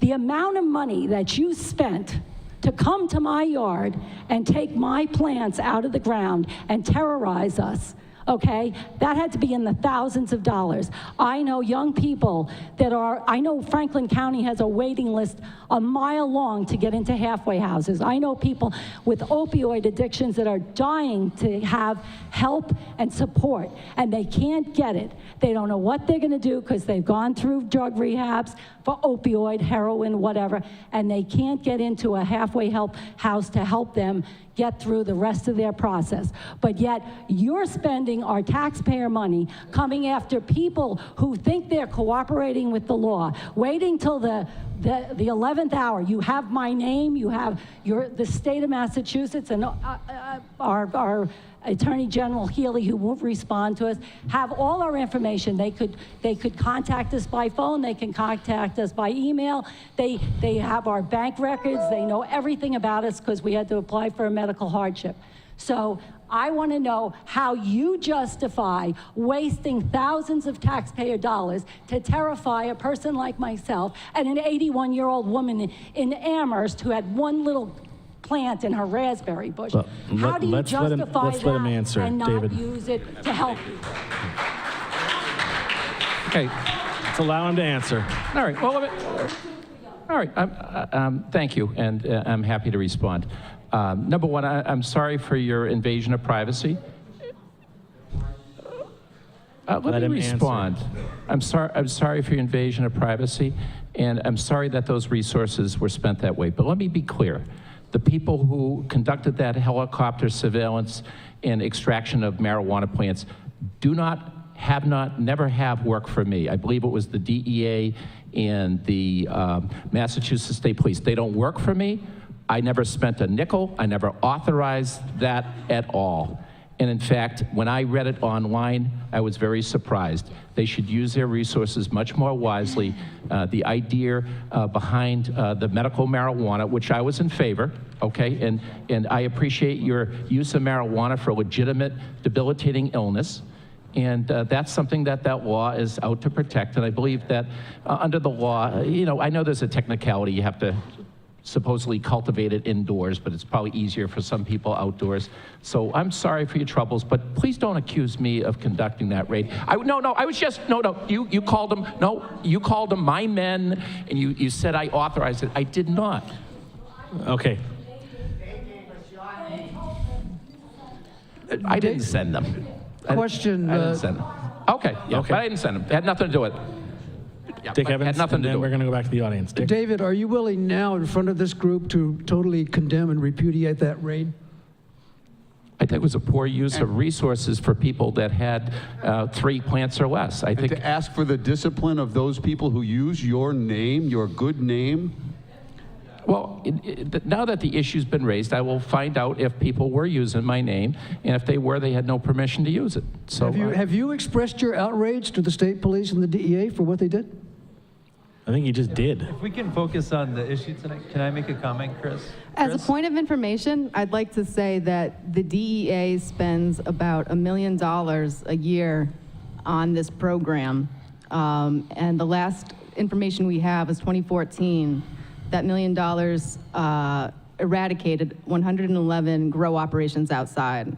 So that's what's happening with this program, and that's how the money's being used, and it does come from the federal government. $1 million for 111 plants? That 1,100 operations, 111 I operations. was going to say. Go ahead, Paul. So taxing an addictive drug is usually considered a regressive tax. And in Massachusetts, let's look at how we've handled tobacco taxes. So we made $882 million last year in Massachusetts on tobacco tax alone.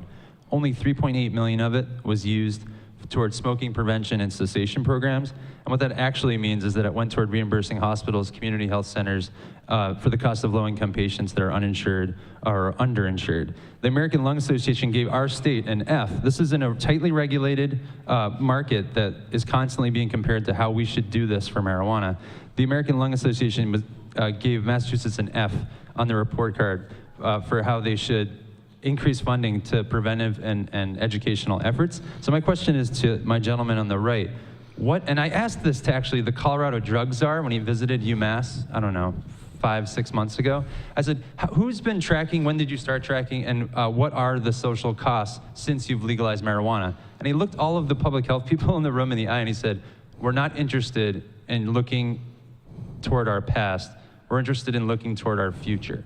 So I also am interested in looking toward our future. I would also like to know the social costs of a law like this. So how much money are you going to give to prevention and education in a sort of lockbox committed capacity? As much as we can. Can we be specific?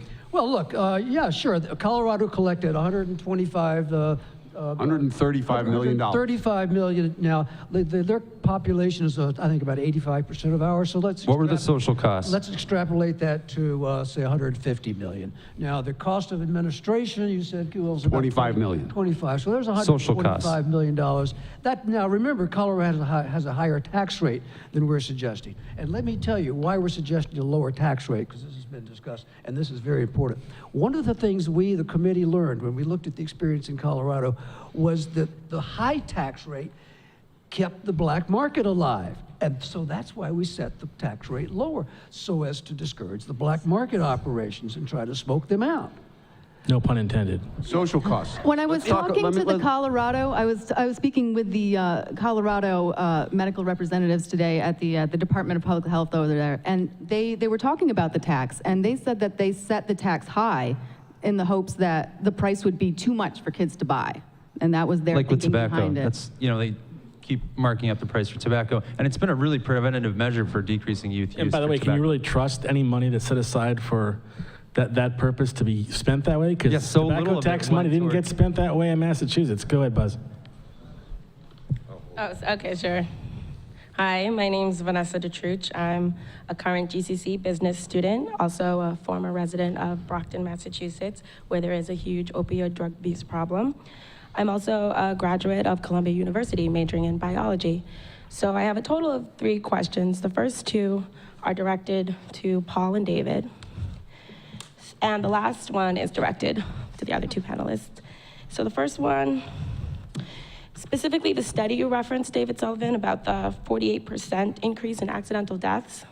That study, I think Kristen had asked whether, how far it went back to 2006, and you said, if I'm correct, please correct me if I'm wrong at any point. But how can you prove causation at 2006? And not correlation, and you had kind of brought this up before too, Paul, causation versus correlation. So for that study in particular, how is it not,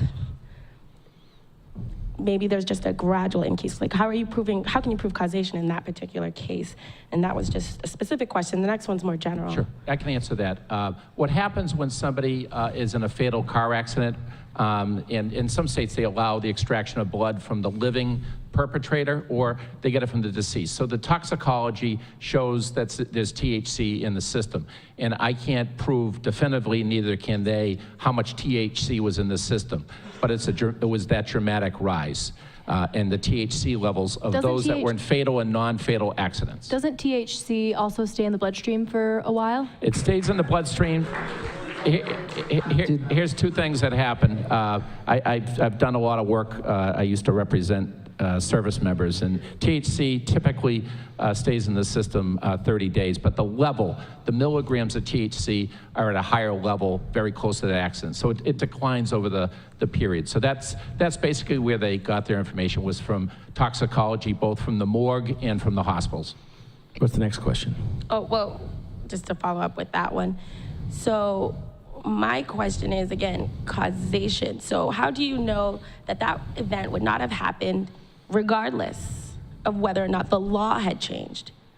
That is my question. The increase you're attributing to this law change, how can you provide evidence for that? You can't. So you can't. Exactly. No, you also no, you can, and you're wrong. Here's the way it goes. Every fatal accident has an accident reconstruction report. It determines who caused that accident. And that accident is usually caused by swerving into another lane, going off the road, rear-ending a vehicle going at a high speed. And that helps prove your causation of who caused that accident. And that's where they correlated the THC. So Did they break out how many of those? the same they would, and the same they do for alcohol, okay?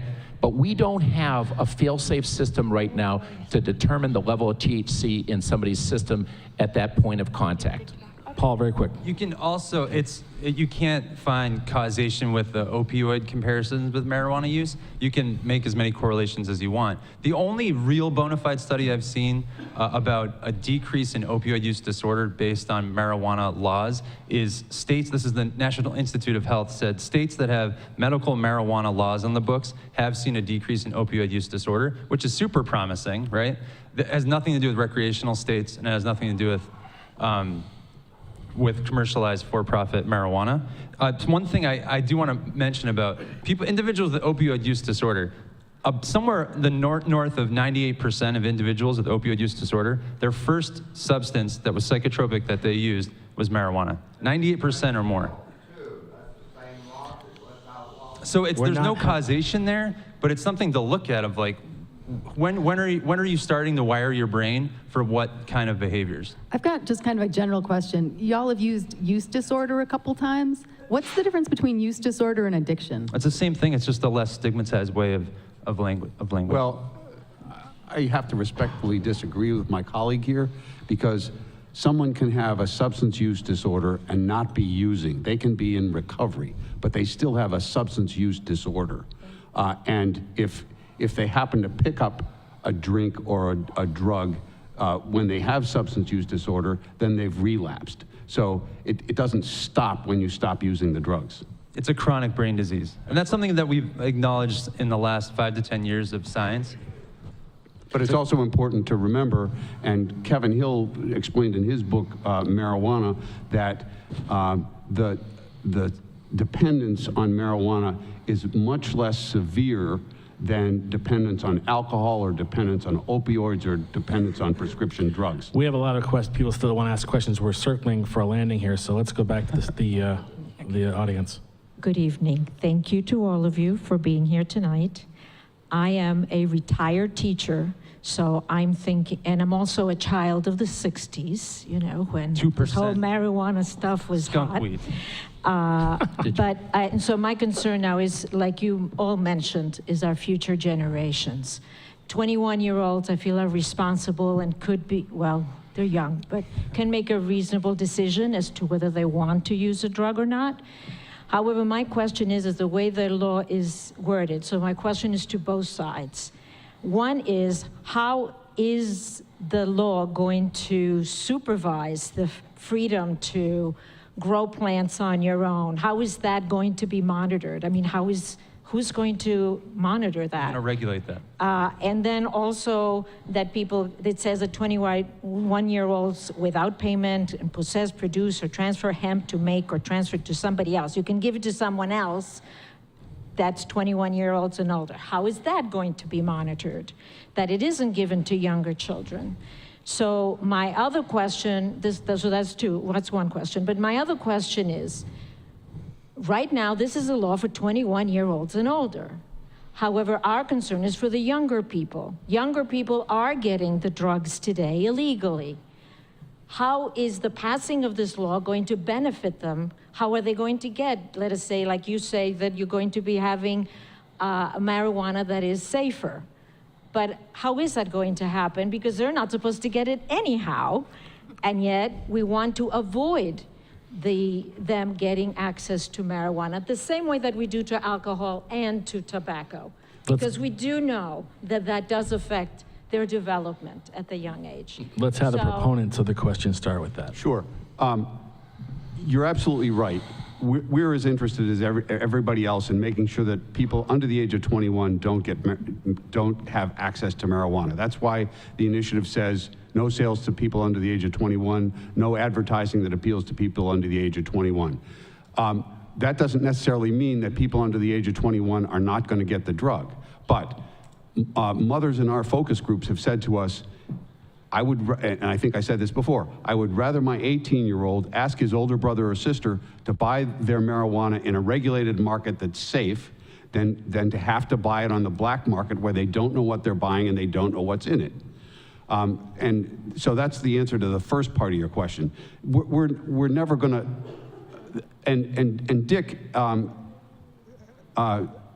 referred to a way that we can educate young people about responsible choices with regard to marijuana. There was a study done in Colorado with 800 high school seniors, and they said that we don't want to hear the message about just say no anymore because we don't believe it.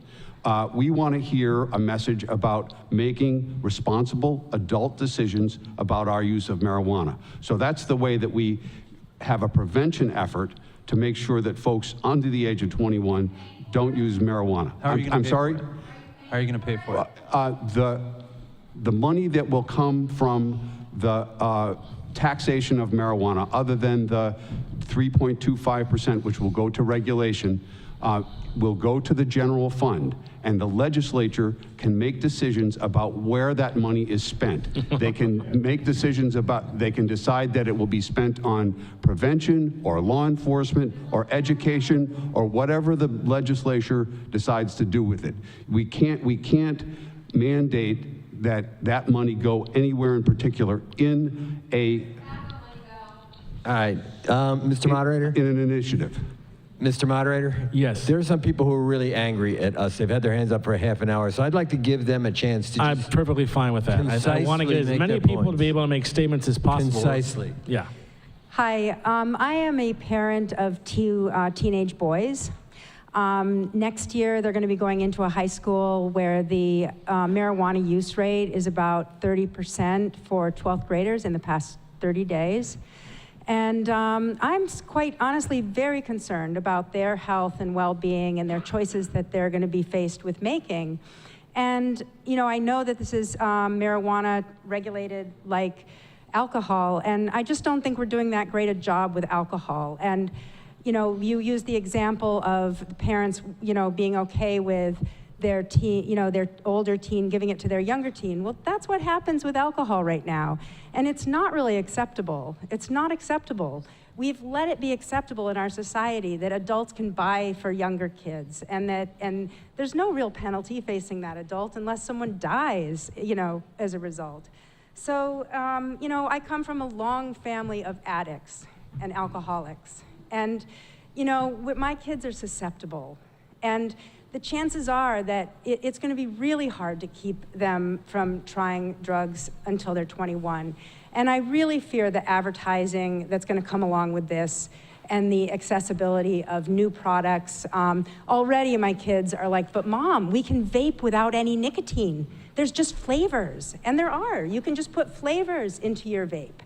And, you know, the new vape pens have the ones that I'm told they're selling in Colorado have a place for the nicotine, a place for the, you know, marijuana oil, and a place for the wax. You know, they're all contained. You know, it's just, these devices are really attractive. I know the same school that my kids are going to be going to next year has a 27% use rate of e-cigarettes, that kids have ever tried using e-cigarettes. And, you know, that's just, you know, these new products, I don't know. So I guess my last comment and then question is, you know, I also, to the white-haired guy, of which there's many of us in the audience, and I would be if I, you know, but it's, you know, when you say prove prohibition works, it really resonates to me like the tobacco industry that says prove cancer is caused by cigarettes. You know, it's, you know, it's like I'm a liberal, I'm really against big corporate industry, period, you know, and what it's doing to our communities.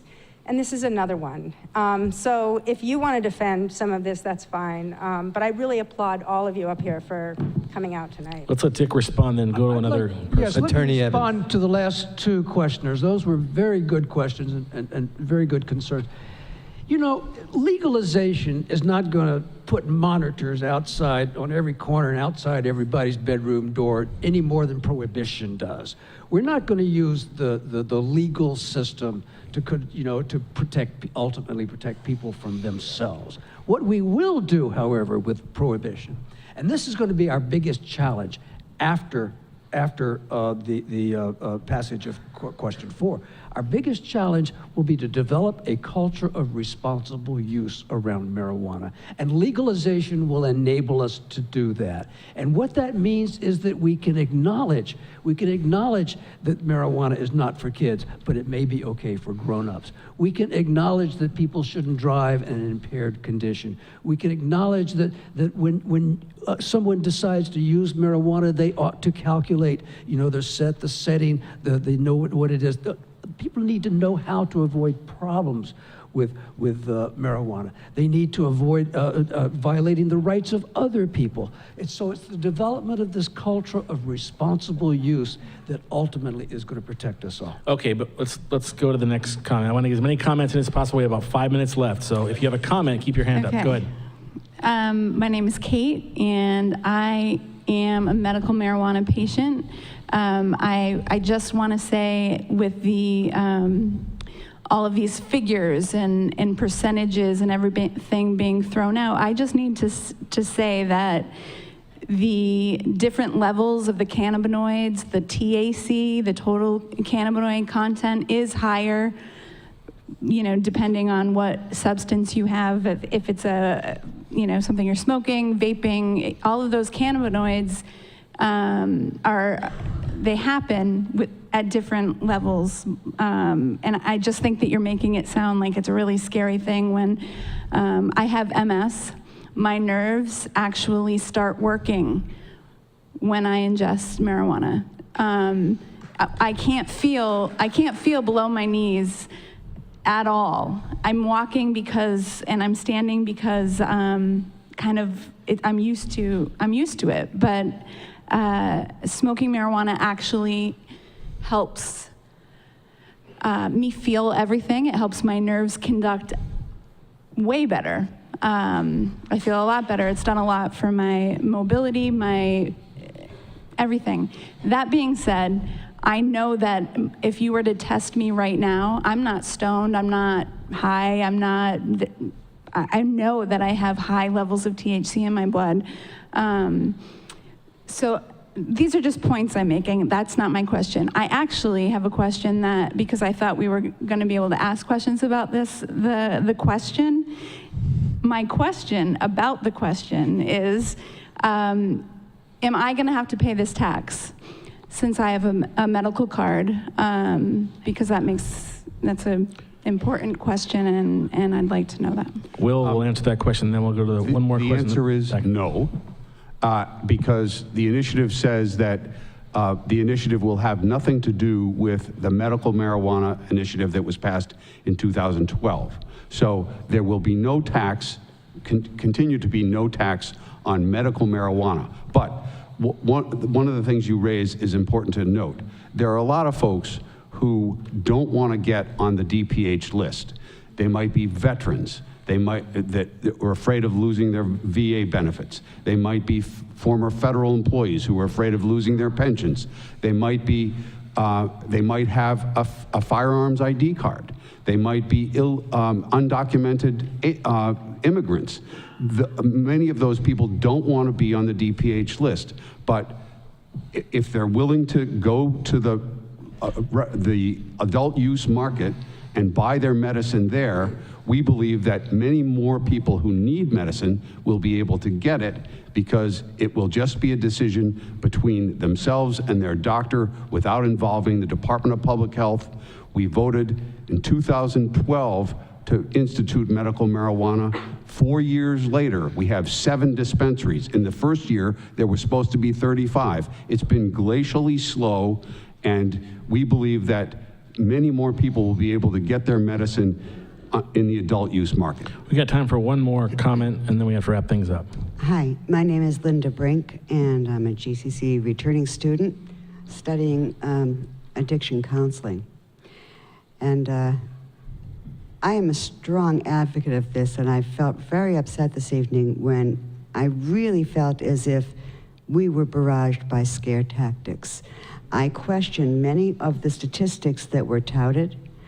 I really question the cannabis being so strong that it could send someone into psychosis. I would really like to see some evidence on that, and I'd like to see whether psychosis was evident beforehand. But the bottom line is we're not talking about legalizing pot for kids. We're talking about legalizing pot for adults, and that hasn't had a chance to be a venue this evening because of the scare tactics. Your kids are gonna have psychotic, you know. Truly, I really think that we've been gypped of a forum because of the fact that all you've talked about is look out, the gummy bears are coming. All right. I'm sorry. So I appreciate what you had to say. I don't agree with it. I don't believe I came with scare tactics. I think that, well, you know, please don't interrupt me. I gave what I thought were from medical authorities, whether it's Mass Medical Association, whether it was NIDA. Let's face reality. What this referendum does not want to face is the scientific facts about teen and youth brain development. What it doesn't want to face is the fact that there are addiction and dependence issues that come with that. And the framework of smoking 90% THC, which happens with dab, I wasn't saying people would go psychotic. What I was saying is that there can be temporary psychosis. And I would encourage you